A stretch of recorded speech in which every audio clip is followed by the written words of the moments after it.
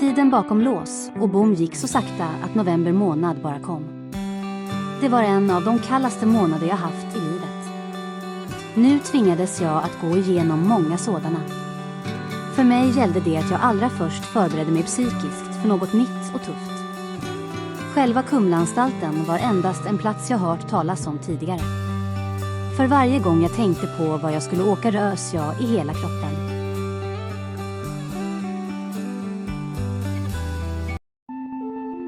En dag när min celldörr öppnade sig och en obligatorisk frukost var på gång, kom en vakt och sa att transportbilen var på väg för att hämta mig. Han ville att jag gjorde mig redo. Vi skulle åka till ett riktigt fängelse. Efter ett par enkla brödskivor och 2 prickiga korvar var det dags att åka. Nu skulle jag gå igenom en vanlig procedur som jag redan tidigare lärt mig. En timme senare satt jag i transportbilen och var på väg till ännu ett nytt äventyr. Efter att vi lämnat Jönköping stannade bilen. En fånge till skulle åka med oss. Plötsligt fick jag sällskap och en vän på min resa. Under resans gång fick jag reda på vart vi var på väg och att ett nytt uppehåll väntade oss på Kronobergshäktet. Efter några timmar kom bilen fram, men vännen och jag skildes åt. Mig förde man in i en grå byggnad. Kort efter var jag på väg många våningar upp med hissen. En cell var redan förberedd och den skilde sig helt från alla dem jag övernattat i tidigare. Cellen jag snabbt burades in i var sliten, ovårdad med väggarna täckta av olika namn. Bland alla de namn jag såg fann jag även de som påminde mig om mina rötter. Bara dagen därpå fortsatte jag min resa mot något nytt och helt ovisst. Den natten sov jag inte särskilt mycket. Onyktra krogbesökare som poliserna omhändertog under natten skrek i korridoren utanför. Det som inte heller lät mig sova var ovissheten över vad som väntade mig när jag kom fram. Morgonen därpå när frukosten var avklarad tog det ingen lång stund förrän någon kom och hämtade mig. Vännen jag åkte med stannade kvar. Det var långt att åka och jag undrade när den resan skulle ta slut. Nu satt jag bak i bilen med mer plats. Större delen av resan tittade jag ut. Jag ville fånga alla de förlorade bilderna av samhället och det jag snart tvingades att glömma på nytt. Efter ett par långa timmar till var resan slut och vår bil stannade. Jag upptäckte en lång och hög mur stäcka sig bakom en kulle. Muren jag såg var så lång att inget öga kunde nå den. Trots att bilen fortsatte att rulla tag till försvann muren aldrig ur mitt sikte. Den bara följde oss hela vägen. Kort efter stannade vi på nytt och bilen stod framför 2 massiva metalldörrar. Först stod bilen stilla ett tag och den inväntade något slags klartecken för att få köra in. När dörrarna öppnat sig tänkte jag, det kan inte finnas något människoliv på insidan. Kort efter körde bilen in och dörrarna stängde sakta i en slags saxgrepp. En av vakterna i bilen gick ut och öppnade bakdörren åt mig. Nu blev jag mer påpassad av mannen som förde mig in i byggnaden. Han som gick bredvid mig verkade vara säker på att hitta, så jag tänkte, han måste ha gått samma väg tidigare. Till sist gick vi ned för en spiraltrappa så att vi kom till en källare. Rummet vi kom in i var fullt av fängelsepersonal som väntade. De förberedde sig på att ta emot en ny gäst. Någon uppmanade mig till att jag skulle klä av mig naken och lämna ifrån mig allt jag hade. Rädd och förvirrad tog jag fram min enkla plastkasse med de få toalettartiklar som jag samlat på mig under tiden jag suttit inlåst. När jag stod helt avklädd och blottad framför människorna kände jag skam som översköljde hela mig. Gubbarna och kärringarna stod och stirrade mot mig. De stod med sina glada blickar endast ett par meter framför mig. I allt det obehagliga försökte jag gömma mig bakom ett enkelt badlakan som jag fick av en vakt. Kort efter upptäckte jag en fånge komma in i samma rum. Även han skulle bita om då han var på väg någonstans. Jag förvarnades över att plötsligt se en människa jag kände. Vi hälsade på varandra med en enkel nick, men då uppmanades jag av vakten bredvid att inte tala med honom. Fången jag upptäckte försvann och mig väntade en enkel hälsoundersökning. När allt var överstökat fick även jag lämna rummet. När jag bytt om till mina gröna fångkläder lyste hela jag i grågrönt. Transportpersonalen försvann plötsligt. Säcken som var överfull av kläder slängde jag över en av mina axlar och uppmanades att gå igenom kulverten som jag såg framför mig.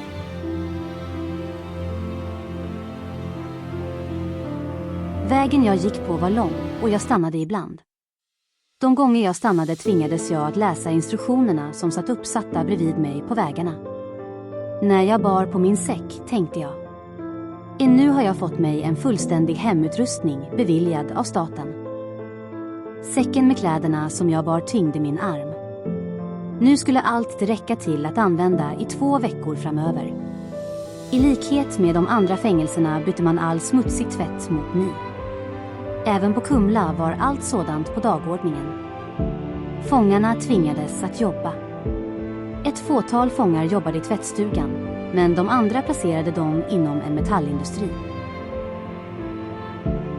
Nu när jag gick längs med korridoren undrade jag hur långt till jag behövde gå för att komma fram. Intagningsnumret som jag vid inskrivningen tilldelats tvingades jag upprepa varje gång jag stannade. De gånger jag stannade hörde jag i högtalaren endast en förvrängd människoröst tala till mig. När jag tittade upp såg jag en röd lampa lysa då någon från kontrollrummet följde mig hela vägen jag gick. Korridoren var lång att passera. Stundvis stannade jag som en del av mitt eget underhåll. Jag stannade då jag såg många vackert målade motiv i glada färger. Någon fånge hade målat ett bankrån så att det såg verkligt ut. När jag kom till en korsande korridor stannade jag på nytt. Då hörde jag en manlig röst tala till mig. Gå till vänster. Till sist öppnades ännu en dörr och jag uppmanades att vända och gå åt ett annat håll. Allra sist tog jag mig upp för en trappa och den ledde mig in till själva paviljongen. Ytterligare en ny röst hördes och någon sade: gå högre en trappa upp. Då upptäckte jag att jag stod utanför en låst inglasad dörr och jag uppmanades att ännu en gång upprepa det nummer jag tilldelats.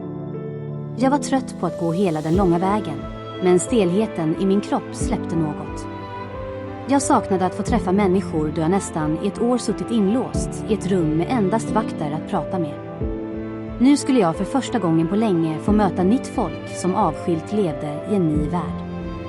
När jag passerat den sista inglasade dörren och kommit in hörde jag högljudda röster skrika från alla möjliga håll. Oljudet och oväsendet jag hörde skrämde mig rejält. Allt liknade ett slags psykvårdsavdelning med fångar som skrek. Genast blev jag upptäckt av många konstiga blickar stirrade mot mig. De ville se vem det var som kommit. Innanför paviljongen till vänster om dörren stod jag vid ett inglasat rum med ett fönster där man satt i uniform. Det var en fångvaktare som helt avskilt satt och lekte med sina fingrar. Han verkade vara van vid att se och möta nya människor.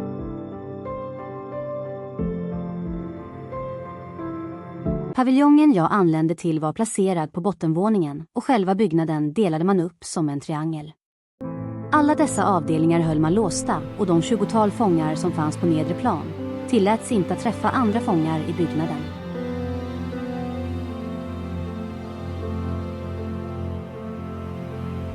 När jag stod vid ingången och nära vaktrummet kom samma vakt ut för att möta mig. Kort efter följde han mig bort till en cell och visade mig var jag skulle bo. Han stannade inte länge. När han gått lastade jag av allt jag burit på och gick ut för att bekanta mig med avdelningen.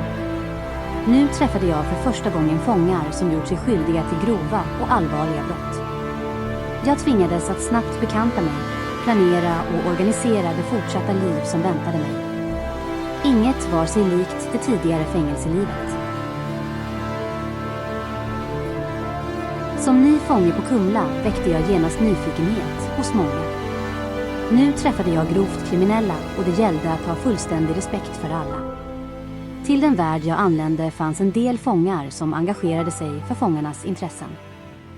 Det var ett slags fångarnas fackförbund.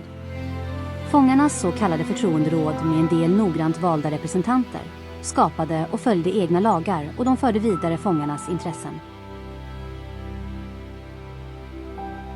Bara någon dag efter att jag kom fick jag besök av 2 fångar. De ville att jag skulle berätta vad för brott jag dömts för. Genast förstod jag att en del brott inte accepterades på Kumla. För min del räckte det med att jag med egna ord redogjorde för innehållet i min dom. Jag fick uppfattningen att alla redan visste vad för slags brott jag dömts för. Det man ville veta var ifall jag angivit någon och om jag på det sättet hade rent mjöl i påsen. Det var inte ofta nya fångar kom. En del som kommit upptäckte att de befann sig på fel anstalt och de tvingades att snabbt begära att få bli förflyttade. De nya människorna som jag nu träffat kom från alla möjliga håll. Just det året inträffade något förskräckligt. Vår statsminister blev skjuten och poliser kom dagligen och förhörde fångarna. De man förhörde var grovt kriminella och rörde sig i sådana kretsar där mord inträffade. På sådant sätt blev de själva misstänkta. Många var stockholmare, men det fanns även de som kom från andra delar av vårt land. En del fångar bodde utomlands och kom enbart för att begå brott. Majoriteten av fångarna var utländskt födda, men de hade bott i Sverige länge. Jag mötte även dem som talade mitt eget modersmål. Ganska snart upptäckte jag att bland alla fångar fanns även de som man endast såg på löpsedlarna i en del kvällstidningar. Innanför muren gällde egna regler. Ibland tvingades man att sätta lock för öronen och enbart se sig själv och inte bry sig om vad andra fångar gjorde. När uppror bland fångarna uppstod låstes alla fångar in i sina celler. Strejken kom snabbt igång och inga fångar gick till sina jobb. När något inträffade ställde alla upp för varandra. Fångrepresentanter bevakade så att inga fångar gick till sina jobb. De fångar som inte underkastade sig anstaltens regler låstes in i sina celler resten av dagen. Det blev fångarnas straff och även indragna permissioner. De fångar som ville behålla rätten till sin ordinarie permission tvingades i ett sådant läge att frivilligt begära sig förflyttade till en närliggande sjukhusavdelning. Det var att på ett enkelt sätt visa sympati med de andra fångarna. På Kumla kom många fångar aldrig ut i det fria. Många hade livstid att avtjäna. I likhet med en del andra fångar ansågs de vara återfallsförbrytare och farliga. Redan när de kom ålades de med så kallad paragraf 14 där inga permissioner var möjliga. De fick sitta av hela sitt straff i ett och de kom inte ut före frigivningen. När en del uppror hände på anstalten hade de inget att förlora. Vid ett av tillfällena begärde även jag att bli förflyttad till sjukhusavdelningen. Jag gjorde det avsiktligen för att visa min sympati med de andra fångarna, men även för att få behålla rätten till mina permissioner framöver. När jag förflyttade mig till sjukhusavdelningen upptäckte jag att jag kommit till en värld omgiven av AID-sjuka patienter. Då blev jag rädd. De sjuka fångarna delade sin tillvaro med varandra. I likhet med en vanlig avdelning var även där ett litet kylskåp där fångarna förvarade något enkelt att äta. En del svårt sjuka fångar brydde sig inte eller tog hänsyn till någon annan, för de själva hade blivit smittade.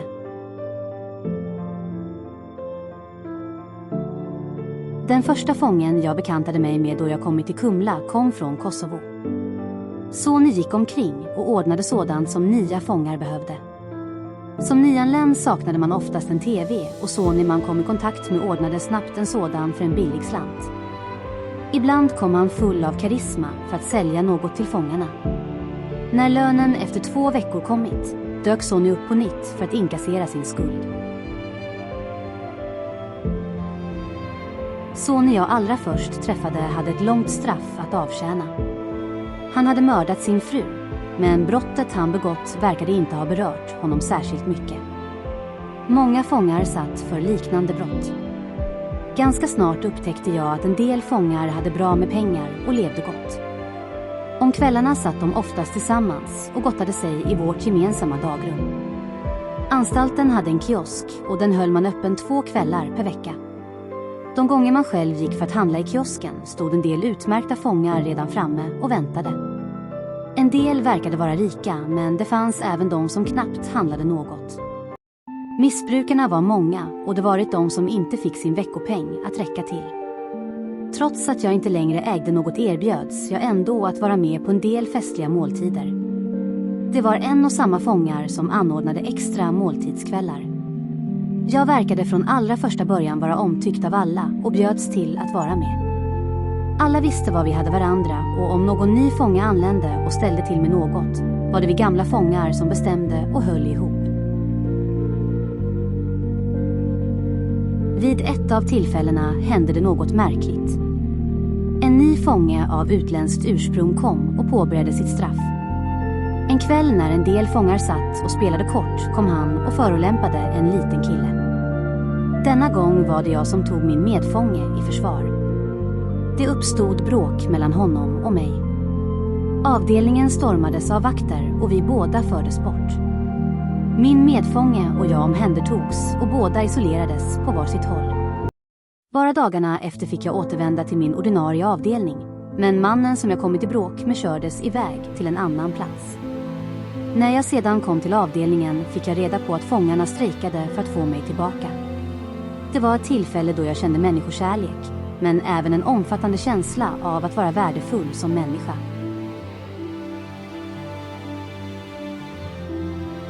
På Kumla träffades fångarna endast ett par timmar på kvällarna.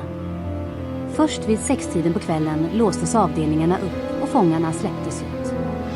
Många gick och cirkulerade runt på vår gemensamma rastgård. Fångar som fanns i så kallad H1 och H2-byggnaden släpptes aldrig ut bland oss andra. De hade egen rastgård där de var extra bevakade.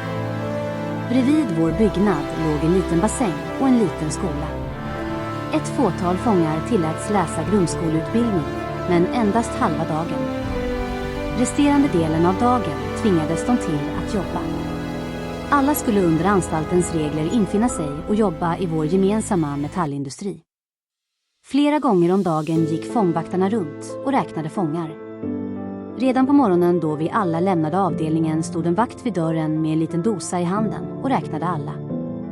Senare när dagen var över och arbetstiden slut stod samma man vid verkstadsutgången och räknade oss på nytt.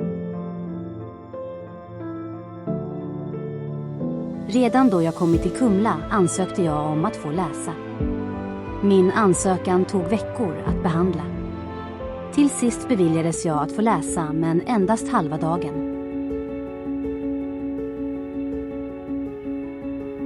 En gång i månaden kom en del av de gamla domarna och juristerna på besök. De hade ett rum där de satt i så kallad kollegium och förhörde fångarna om vad de hade för planer ifall de skulle beviljas någon permission. Bara en liten bit bort, inte långt ifrån skolbyggnaden, fanns ännu en avdelning som man kallade för Slussen. En del fångar anlände dit för att fortsätta åka vidare till en annan plats. Fångarna som befann sig på de vanliga avdelningarna tilläts aldrig att komma i kontakt med några av dem. Varje morgon klockan 6 på morgonen väcktes fångarna och frukosten var igång. Bara 45 minuter efter var det dags att gå och jobba. Bland alla fångarna fanns även de som vägrade jobba, men den låste man in i celler. Man undrar idag om det inte strider mot människornas rätt att själva bestämma om de vill jobba. Att vistas på ett sådant hårt bevakat fängelse och samtidigt planera positivt för framtiden är ingen lätt uppgift för någon fånge. Sällan har någon fånge vilja eller ambition att ändra på livet. Om någon råkade ha det, eller kanske ville göra något positivt av tiden och straffet, stöttes de bort av andra fångar. De fångar som helt tappat en positiv syn på livet följde andra fångars tillvaro med viss kritik. De ifrågasatte en del av det man gjorde ibland. En del av dem retade sig på och frågade ifall man kom till Kumla för att läsa och inte gjorde det i det fria. Som ny fånge med viljan att uppnå något positivt av straffet var man oftast tvungen att spela med. De flesta fångarna som gick till sina jobb brydde sig inte särskilt mycket om vad de presterade eller tjänade, då lönen de fick för 2 veckor ändå aldrig räckte till. Bland alla de som jobbade fanns även fångar som slet rejält för att komma upp till en viss norm. De skulle tjäna något utöver den vanliga lönen. De som oftast gjorde det var fattiga fångar som fick ihop sig en extra slant till att köpa sig tobak eller knark. Ofta ifrågasattes de av en del andra, men de som gjorde pengar på deras öde brydde sig inte om annat än att tjäna sin del. De gånger jag själv jobbade för att få ihop en peng ifrågasattes även jag ifall jag kom till ett fängelse för att göra mig rik. Då gällde det att inte bry sig och hålla nerverna i styr. Vanligen avslutade alla sin arbetsdag 4:00 på eftermiddagen och timmen efter serverade man kvällsmaten. Vissa dagar var det gott om mat åt alla, men det fanns även dagar då man tvingades vara först och längst fram i kön. En del fångar missbrukade droger och det var just de dagarna som det var mat över. När de flesta fångarna ätit upptäckte man att vagnen rymde mer mat, men då rullade den redan ut från avdelningen. När kvällens måltid var över tog det ingen lång stund förrän fångarna släpptes ut på rastgården. Då gällde det att ta vara på de 2 timmarna, kanske att se upp mot en upplyst himmel. På sommaren gick fångarna ut för att få sig en glimt av solen som snabbt försvann igen. Ibland gick man ut, men det fanns dagar då man inte orkade. Innan man gick ut mötte man en fångvakt som stod vid dörren med en dosa i sin hand. Han räknade alla. Inte långt från honom nedanför en hylla hängde gröna vinterjackor som fångarna fick låna ifall det var kallt. Rastgården där fångarna samlades var en lång bred fotbollsplan och där gick fångarna runt i en ring.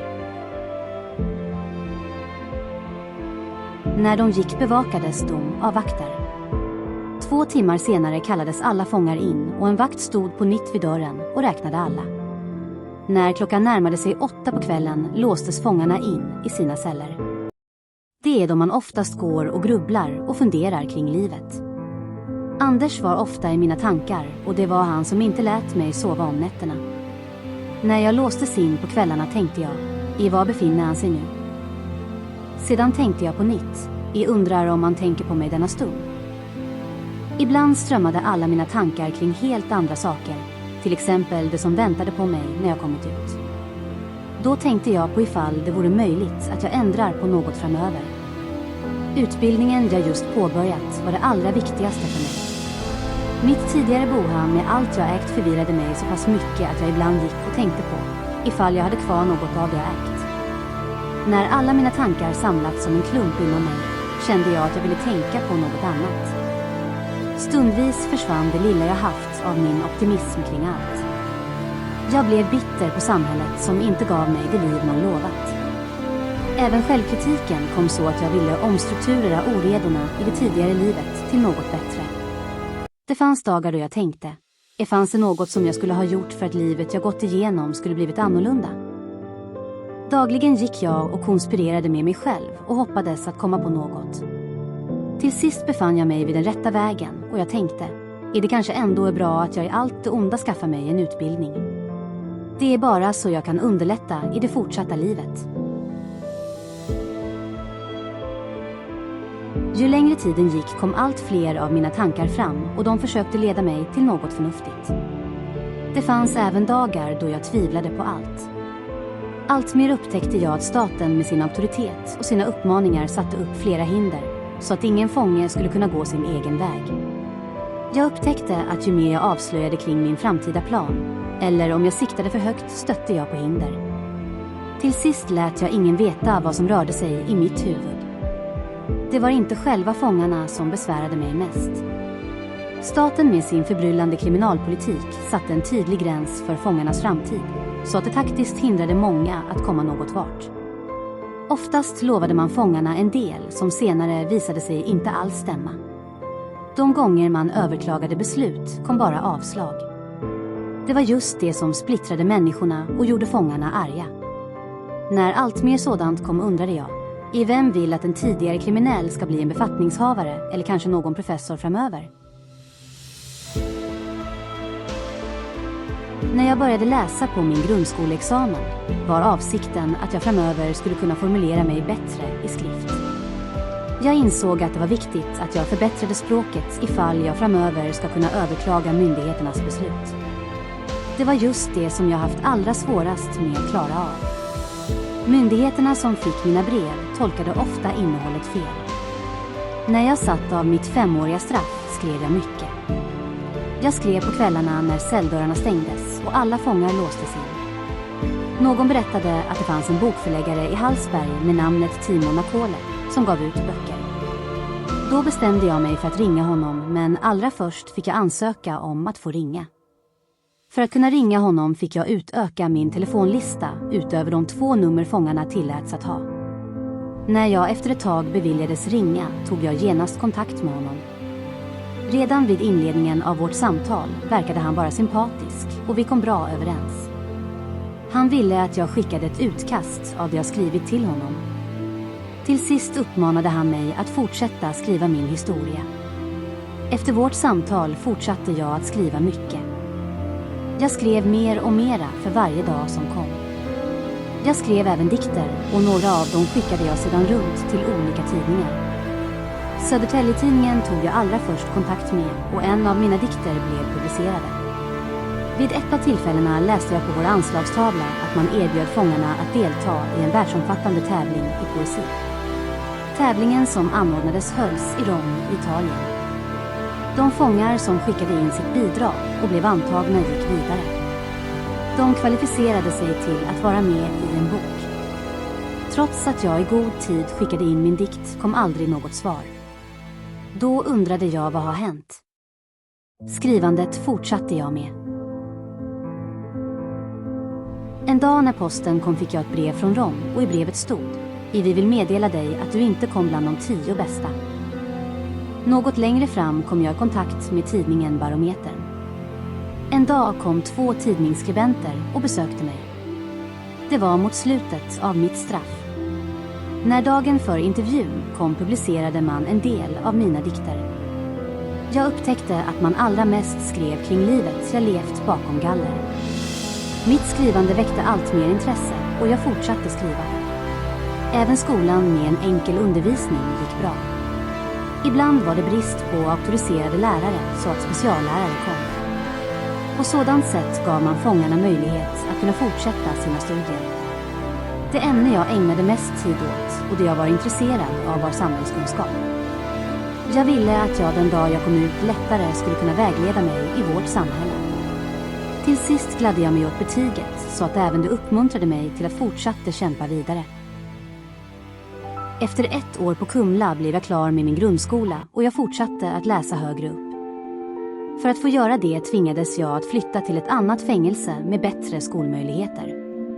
Kravet för att få flytta var att fångarna först avtjänade 1 år av sitt straff. Till sist ansökte jag om att få flytta. Jag gjorde det att få vistas i en bättre miljö, men även för att kunna ta mig vidare i mina studier. När jag blivit klar med grundskolan halkade jag efter med engelska. Till sist insåg jag att det var dags att läsa de obligatoriska gymnasieämnena. Någon fånge berättade att 3 av dem gått för att läsa på Hall. När jag fått mitt grundskolebetyg var jag helt bestämd med att fortsätta. Jag ville även nyttja all fängelsetid så att jag dagen jag kom ut kunde börja på ett universitet. Nu var jag starkt besluten att skaffa mig alla de betyg som krävdes.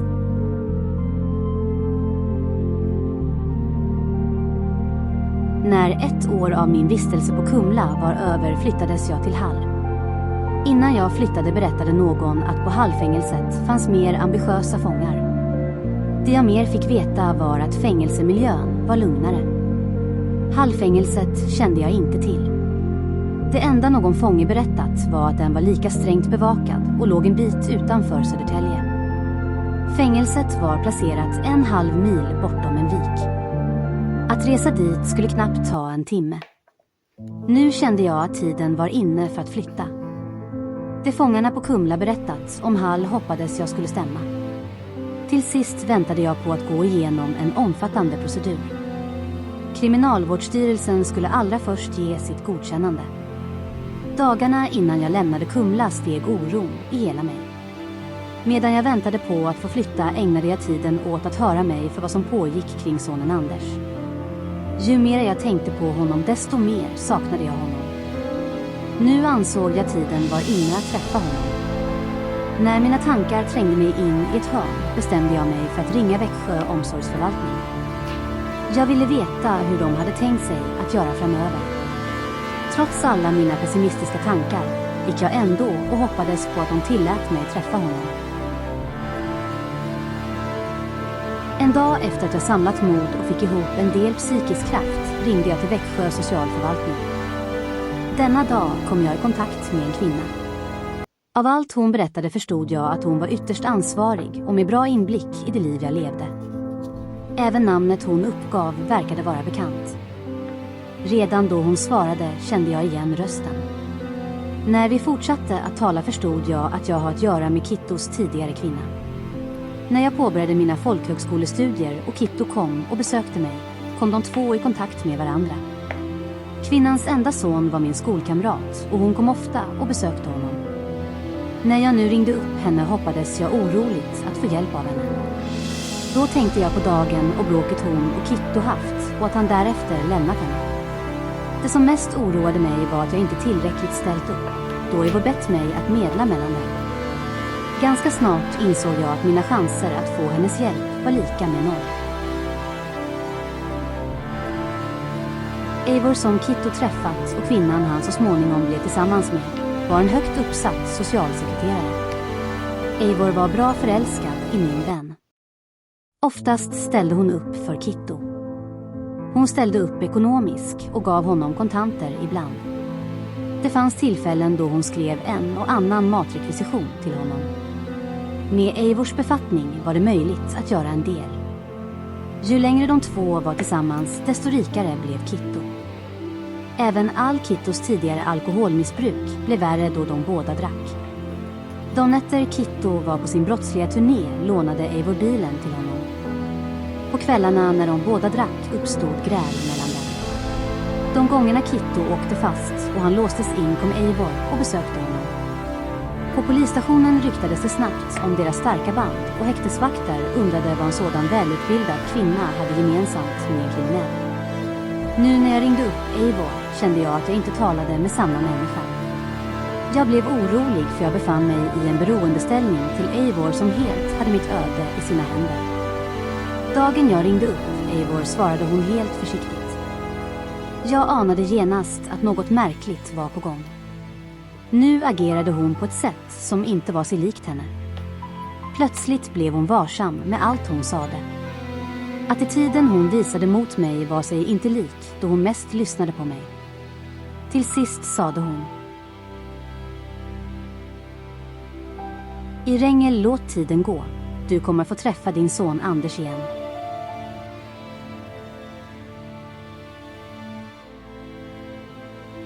Det Eivor sade gav mig ett visst hopp, men hennes hållning med det språk hon använde skrämde mig. Till sist insåg jag mitt öde och la på. Efter att jag i 1 år delat livet med fångarna på Kumla var jag nu beredd att lämna alla. Jag hade hunnit bekanta mig med nya vänner och var uppskattad av alla. Fångarna jag träffat och de jag dagligen umgåtts med hade egna, speciella och helt ostrukturerade liv.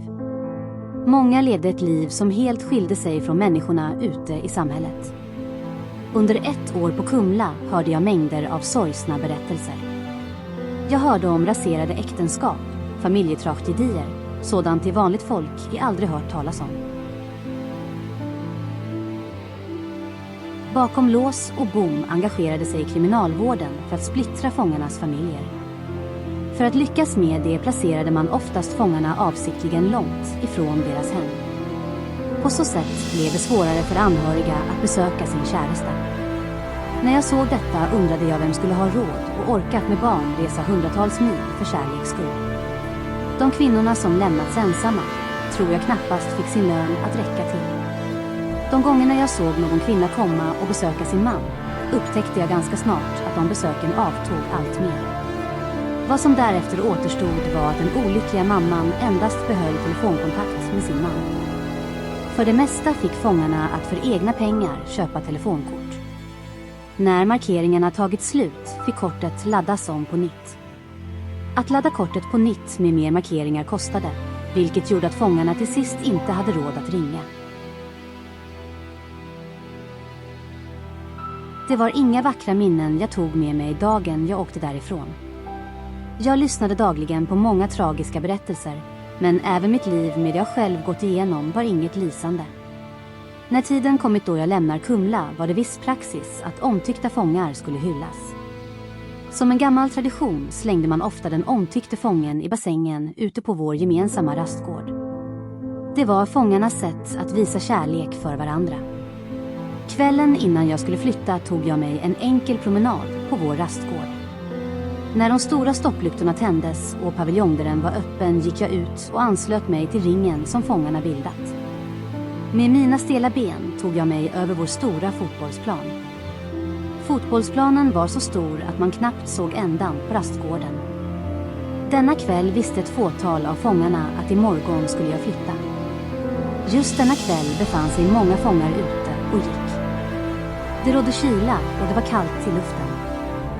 Jag tvingades att ta på mig en av jackorna som hängde innanför. När jag gick ut med fångarna upptäckte jag att någon gick nära mig. En fånge följde efter. Det var Sony från Kosovo som smög sig bakom mig. Han smög sig helt lurigt att jag genast förstod att något var på gång. Då skilde jag mig ifrån alla och fortsatte att gå ensam så långt som det bara var möjligt. Ganska snart upptäckte jag en man komma springande mot mig. Något hände och jag snubblade. Envist fortsatte jag att gå men snubblade på nytt så att jag föll. Någon slet tag i mina ben och fler fångar kom springande mot mig. Till sist hade jag många fångar över mig. Något tog tag i mina ben och jag kunde inte ta mig loss. Då gav jag upp och lät mig bäras till bassängen. Efter ett par kraftiga gungningar smål det till ordentligt ovanpå det iskalla vattnet. Hela jag sjönk ner under ytan. När jag senare kom in i paviljongen bytte jag mina blöta kläder mot torra och tog mig en ny promenad. Inte heller nu lyckades jag hålla mig borta förrän någon upptäckte mig. Alla fångar började att jaga mig på nytt. En ny fånge slet tag i mina ben så att jag ännu en gång släpades i bassängen. Nu var jag inte längre övertygad om att jag skulle klara mig någon mer gång. Kort därefter gick alla fångar in och en ny inlåsning var på gång. Innan alla cellerna stängdes för natten stod jag bra sorgsen en stund vid min dörr. Jag kände mig rörd då jag såg alla glada ansikten som vinkade åt mig. Denna kväll fick jag fångarnas stora bekräftelse på att jag varit omtyckt. Även på ett sådant hårt bevakat fängelse fanns kärlek människorna emellan. Oavsett vad för slags brott en del människor begår finns ändå känslorna i alla kvar. Det jag varit med om på den här platsen lät mig bättre förstå mig på livet. Dagen därpå åkte jag iväg. Inför min flytt förberedde jag mig för att fortsätta skaffa mig en annan och bättre framtid. Mitt anstaltsbyte såg jag vara min chans till bättre möjligheter. Jag hade endast studier i tankarna och nu var jag helt beredd på att få betyg i de obligatoriska gymnasieämnena. De behövde jag ifall jag skulle lyckas att ta mig vidare, tänkte jag. Redan första dagen jag kom till Hall upptäckte jag skillnaden mellan de två anstalterna. Långt innan bilen kom fram såg jag en lika hög mur sträcka sig runt en byggnad. Ganska snart stannade bilen och stora ståldörrar öppnade sig. Då tittade jag ut och såg folk sitta på ett kommandotorg. Jag fick bära mina civila kläder och känslan för friheten kände jag igen. Skillnaden mellan Hall och Kumlafängelset var att Hallfängelset var byggt i en våning. Inte heller denna gång såg jag några fångar. Jag tvingades att på nytt gå igenom samma säkerhetsprocedur som på Kumla. Jag uppmanades på nytt att klä av mig naken och en ny visitation var på gång. Därefter hänvisades jag passera en lika lång kulvert i likhet med den jag gått igenom på Kumla. Den långa kulverten skulle ta mig till platsen där jag skulle bo. I det nya fängelset var samma slags fångar och alla hade sina celler i en enda byggnad. När jag väl kom fram och passerade sista låsta dörren såg jag fångarna. En del jag mötte bekantade jag mig med redan på Kumla. Som en praxis skickade man ofta fångarna fram och tillbaka mellan de olika fängelserna. Det var ett sätt att ge fångarna ett slags miljöombyte. På Hall verkade allt vara annorlunda. Fångarna var något mera stabila och verkade vara mera friska. De flesta av dem hade bra med pengar och de handlade en del i anstaltens egen kiosk. Även på Hall blev jag bjuden till att delta vid fångarnas gemensamma festligheter. Det skulle dröja ett tag innan jag började på mina planerade studier. Jag ville gärna komma igång snabbt. I likhet med all tidigare procedur fick jag även på Hall börja med att ansöka om att få studera. Även där fanns ett rum dit de mäktiga männen kom en gång per månad. Nu väntade jag på att få kallas till ett sådant möte ifall jag skulle tillåtas läsa. Tiden bara gick och inget hände. Jag uppfattade att allt i min väntan endast var en tidsfördröjning och nya hinder jag stötte på. Under tiden jag väntade gick jag och jobbade i anstaltens egen industri. Lusten och orken till att vänta avtog helt. Till sist tvingades jag att hitta på saker så att jag snabbt kunde börja läsa.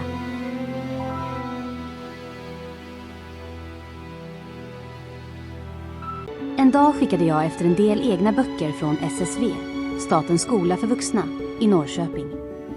Under tiden på Kumla lyckades jag att spara mig en peng så att jag kunde köpa mig eget studiematerial. På så vis ville jag påskynda men även nyttja all min fängelsetid.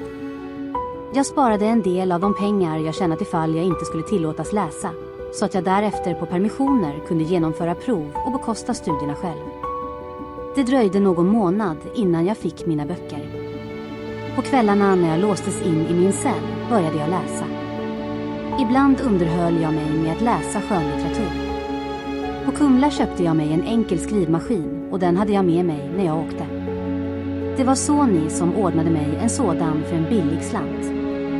Det var en tid då jag satte fart i mitt skrivande och skrev på min självbiografi. Själva skrivandet var en plåga då den på nytt väckte mängder av känslor så att ångesten kom ibland. Att gå igenom ett liv likt mitt och på nytt behöva påminnas om allt som har varit var det förskräckligaste jag utsatte mig för. Livet jag gick igenom var inget man ville minnas eller skriva om. När jag avtjänat en tredjedel av straffet fick jag min första permission beviljad. Jag ringde i förväg och bestämde tid att få komma till komvux hemma. Denna dag bestämde jag mig för att få godkänt i svenska på gymnasienivå. När jag kom ut på min andra permission fick jag även godkänt i samhällskunskap.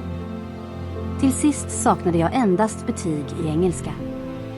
Jag kom i så kallad permissionsgång så att mina framtida permissioner upprepade sig 2 månader efter varandra.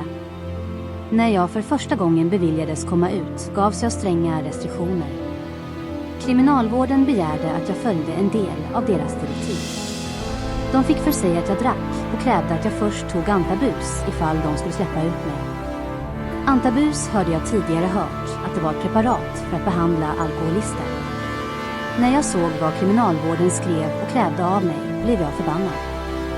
Det de begärde av mig ansåg jag bara var ett sätt att sätta mer stämplar på mig utöver de som jag redan hade. Även en del annat kom på tal. I det permissionsbeslut som sedan kom begärde man att jag dagen jag kom ut endast skulle få vistas inomhus i Vasas hem. Jag blev alltså beviljad frihet i husarrest. Bostaden var jag av med så att jag endast hade mosters hem att uppge som min alternativa adress. I allt det där tänkte jag, i det en märklig frihet kriminalvården bjuder mig på. Att tvinga någon som inte är alkoholist bruka antabus upplevde jag som en stor förnedring. Till sist var jag helt besluten att avstå ifrån att komma ut. Jag ville inte gå med på några av kriminalvårdens krav eller låta mig tilldelas mer stämplar. Just då var jag bitter och besviken och jag tänkte, det borde redan räcka med alla de stämplar jag fått genom livet av det här samhället. Kort efter överklagade jag beslutet och i brevet jag senare fick tog man bort antabus, men husarresten lät man vara kvar. Jag fick plötsligt bonus av kriminalvården. Trots att man ändrade beslutet på en del punkter avstod jag allt vad frihet innebar.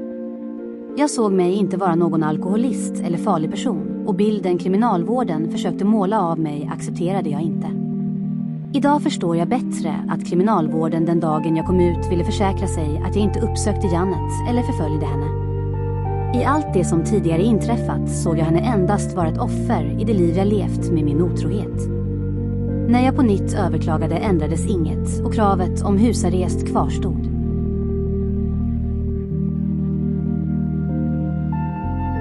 En tidig morgon efter att jag vaknat var det dags att resa till Växjö. Jag skulle se på allt gammalt jag lämnat efter mig då jag burats in. Anstalten bokade en tågbiljett åt mig. När jag stod utanför anstaltsbyggnaden hade jag svårt för att orientera mig då jag inte visste på vilken sidan av staden jag befann mig. Det enda jag kände till var att Södertälje var en förort till Stockholm. För första gången på länge tvingades jag att ta mig ensam till fots och försöka hitta tågstationen. Nu skulle jag resa till ett hem som jag i själva verket inte hade. Allra först tvingades jag att hitta tågstationen och en telefonkiosk för att ringa Vasa. En del bortglömda mynt skramlade i en av mina byxfickor när jag gick. När jag gick tittade jag mig omkring. Just då var jag nyfiken på allt. Till sist lyckades jag hitta tågstationen och en telefonkiosk vid själva ingången. När jag stoppade ett mynt i automaten spottade den ut myntet lika fort igen. I ett par meningslösa försökte jag ringa och till sist gav jag upp. Ilskan kom snabbt och jag upptäckte att jag åtdragit mig skadorna bakom galler. Till sist kallade jag på en i personalen för att få hjälp. En kvinna hade redan upptäckt mig och jag hörde henne fråga. Har du stoppat i den 2 kronor? Då flinade hon åt mig för hon verkade vara van vid att möta människor som liksom mig kom från anstalten. Hon förstod att jag inte varit ute i det fria på längre. Under tiden jag satt inlåst hann vissa saker ändra sig ute i samhället. Mycket blev annorlunda. Även att ringa kostade mer. När jag satt på tåget och åkte mot Växjö kände jag det som att människorna runt mig redan visste att jag kom från ett fängelse. Det var skönt att få komma ut och tillbaka till sin stad. Jag träffade Vasa och hon hade mycket att berätta. Hon berättade om allt som hänt sedan jag försvann. Något som kom på tal var att hon lyckats ta vara på mitt körkort som Trafikverket dragit in. Redan då Trafikverket dragit in mitt körkort tvingades jag att överklaga. Jag ansåg att trafikbrott inte haft något med det som hänt mig att göra. Då skrev jag ett känsloladdat brev till dem. I det brevet jag skrev och skickade förklarade jag att jag gått miste om allt och ifall de tänker ta ifrån mig mitt körkort, då är det lika bra att de även tar ifrån mig mitt hjärta. Trafikverket verkade ha berörts av det jag skrivit, så de ändrade beslutet. Det nya beslutet som sedan kom omformulerade man på ett sådant sätt att det blev 12 månader istället. Ett sådant beslut innebar att jag skulle få tillbaka mitt körkort utan att behöva köra upp på nytt. Redan när jag fick domen visste Trafikverket att jag inte skulle komma ut förrän jag avtjänat en 1/3 av mitt straff. De visste förstås att jag först tvingats avtjäna 20 månader. På ett sådant sätt var ändringen av spärrtiden till ingen nytta. Det skulle innebära att jag inte haft möjlighet att själv hämta ut mitt körkort. När spärrtiden på 1 år gått ut och körkortet skulle hämtas, bad jag Vasa att hämta det. Hon kände kassörskan i sin bil och med hennes hjälp lyckades jag att få ut mitt körkort. När jag nu kommit till henne kunde jag plötsligt låna hennes bil och köra ute i det fria.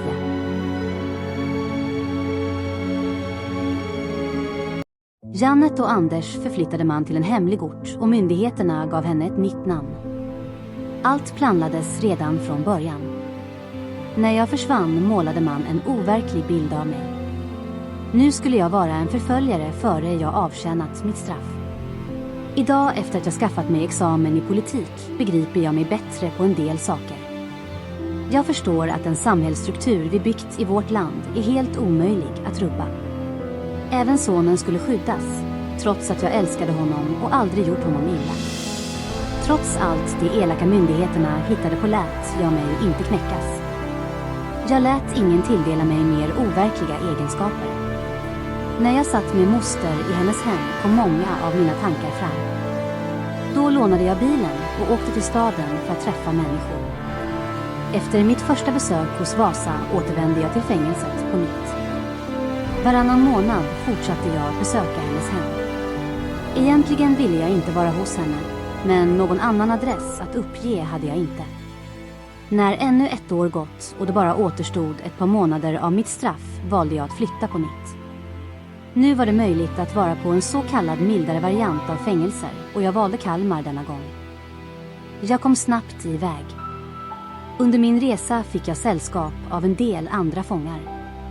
Kriminalvården anordnade vår gemensamma transport. Denna gång hyrde de ett privatflyg, ett taxiflyg för att förflytta oss fångar. En morgon efter att frukosten var avklarad bytte jag till mina civila kläder. Även de andra fångarna gjorde sig klara och alla var på väg till flygplatsen. Flyget stod redan på landningsbanan när vi kom. När vi alla kom ombord fördelade vakterna sittplatser åt alla. Det tog en timme tills flyget lyfte. Vad just orsaken till förseningen var visste ingen av oss. Medan flyget stod stilla på marken diskuterade vi vad en sådan väntan kostar vårt samhälle. En av fångvaktarna nämnde att vårt taxiflyg kostade 25 000 kronor per timme. Efter ett tag lyfte flyget och vi kom iväg. När flyget lyfte tänkte jag, det skulle vara billigare ifall kriminalvården betalade var en av oss en tågbiljett istället, då vi alla ändå var i en permissionsgång. Kalmar fängelse.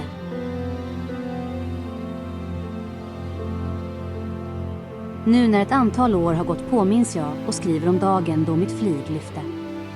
Det var ett litet Cessna taxiflyg som endast rymde 10-tals platser. En kväll efter att jag blivit fri och satt hemma visade man ett flyg på TV som skulle landat. Det var en flyg som skulle landat i Oskarshamn. Flyget kraschade och jag upptäckte att det var just det plan som jag och mina fångkamrater åkt med. Ingen överlevde denna gång. När jag hörde om allt det otäcka som hänt tänkte jag genast, Gud ville inte att någon av oss skulle dö denna dag. Sedan tänkte jag på nytt, han kanske ville att vi alla skulle plågas lite till. Men låt mig återigen få berätta kring mitt fortsatta liv i Kalmarfängelset. Jag kom till en ny plats och ett fängelse lika strängt klassat som Kumla. Enda skillnaden var att i Kalmar serverade man god mat. På Kalmarfängelset fanns blandade fångar och alla verkade vara i bättre psykiskt skick. Jag fick tillfälle att träffa den genom tiderna mest omtalade bankrånaren som jag endast läst och hört talas om i tidningarna. Även där fanns grovt kriminella fångar som avtjänade långa straff. En del begick andra brott, sådana man inte accepterade på Kumla. Även på Kalmarfängelset blev jag lovad att fortsätta läsa. Till sist förstod jag att allt man genom straffet lovat var endast kriminalvårdens tomma ord.